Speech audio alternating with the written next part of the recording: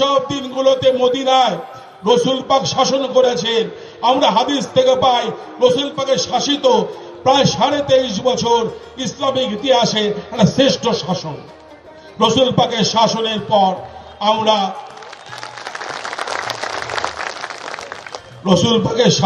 পর আমরা যে 4 জন খলিফা পেলাম ইসলামে, প্রত্যেক খলিফার জীবন আমাদের কাছে একটি শিক্ষণীয়। রসুল পাকের পরে আমরা খলিফা হিসেবে পেলাম আবু বকর সিদ্দিকী, হযরত আবু বকর সিদ্দিকী। হযরত আবু বকর সিদ্দিকী তার জীবন দিয়ে দেখালেন যে ত্যাগ কাকে বলে। হযরত আবু বকর সিদ্দিকী তার জীবন দিয়ে দেখিয়েছিলেন সততা কাকে বলে, তাই তো তিনি সিদ্দিকী।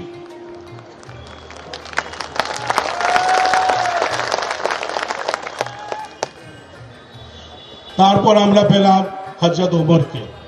হযরত ওমর তার জ্ঞান, তার অধ্যাবসায় দিয়ে ইসলামকে এমন একটা মার্গে নিয়ে গেলেন যে ইসলাম মানে একটি সঠিক সামাজিক মূল্যবোধ। তারপর আমরা পেলাম হযরত ওসমানকে। হযরত ওসমান তার জীবন দিয়ে দেখালেন যে ইসলাম মানে একটি মূল্যবোধের নাম ইসলাম। শেষে আমরা শেষ খলিফা পেলাম হযরত আলীকে। হযরত আলী তার শক্তি দিয়ে দেখালেন ইসলাম মানে প্রতিবাদ। তাই আমরা প্রত্যেকটি মানুষ, এই পৃথিবীর প্রতিটি মানুষ যারা ধর্ম বুঝি, তারা প্রত্যেকটি মুসলিমকে আমরা সালাম করি যে আপনাদের ধর্মকে সালাম, আপনাদের সালাম।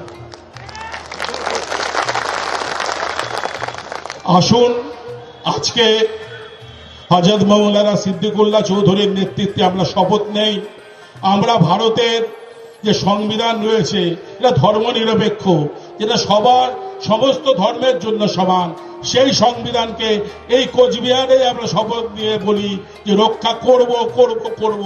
আমরা প্রতিটি ভারতীয় আমাদের ধর্মনিরপেক্ষ সংবিধানের প্রতি দায়বদ্ধ।